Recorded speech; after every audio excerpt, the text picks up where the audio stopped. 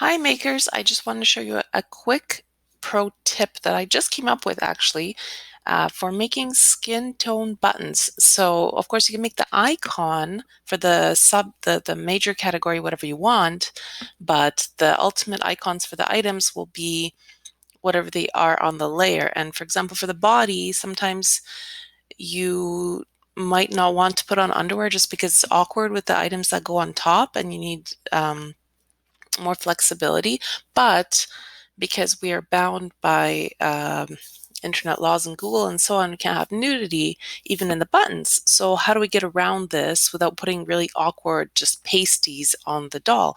So I came up with this idea.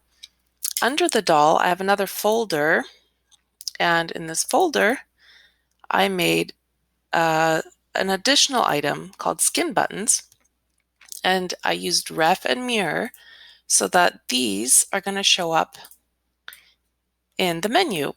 And so, for example, this is going to be the button for skin 3.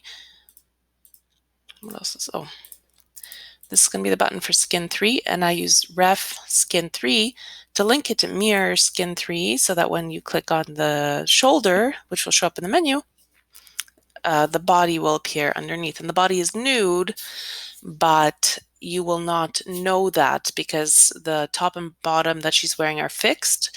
So you can mix and match different shapes, but it will always keep her modest, which is no fun. I know, not my rules, but it's a nice way to have elegant buttons in the menu without revealing too much and staying compliant.